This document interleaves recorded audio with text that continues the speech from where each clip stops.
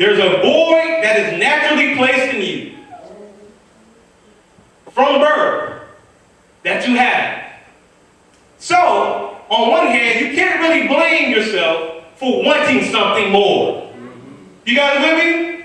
I say that we always going to want something more. You want the next thing, and I realize that the next thing is not good enough, and I'm going to want something more. Because inside of me, I have an eternity of want, an eternity of desire. There's an infinite void inside of me.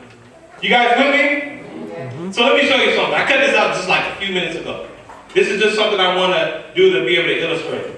So here we are. We're created, right? And Solomon said he put eternity in our hearts. Right? This paper represents our hearts. You guys see this hole? Now this is not an eternal size hole. Alright? This is not eternity. But let's imagine that this void is as big as eternity.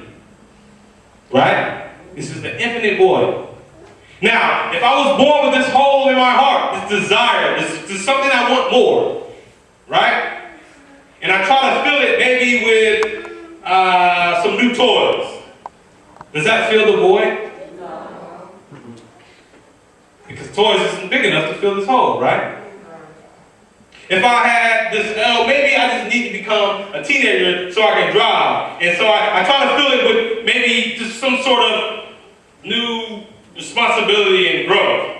Does that fill the void? No. Does this fit the void? Nope. No?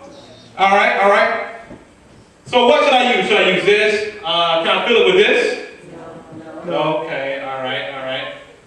What about, I know, new outfit. Can I fill it with a new outfit?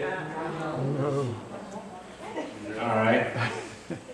So, I have this void, and then I have something that is the same size as the void. With this, which is what I actually did, cut out this sheet of paper. Would this be big enough to fill this hole? Right, because I cut it out of the paper. In other words, I am only able to fill this hole with something that is large enough to inhabit it. That's right. We are created with an eternal, infinite void, and it can only be filled with something large enough to fill and inhabit eternity. Isaiah chapter 57, verse 15. It says, "For thus says the high and lofty one, who what? Inhabits eternity." All right. We have a void that is eternal. And unless what you're trying to fill it with is eternal, you're still going to want more. That's right. But he says, "I inhabit eternity, whose name is holy. I dwell in the high and holy place," as we talked about yesterday. "With him who has a contrite and humble spirit, to revive the spirit of the humble and to revive the heart of the contrite ones."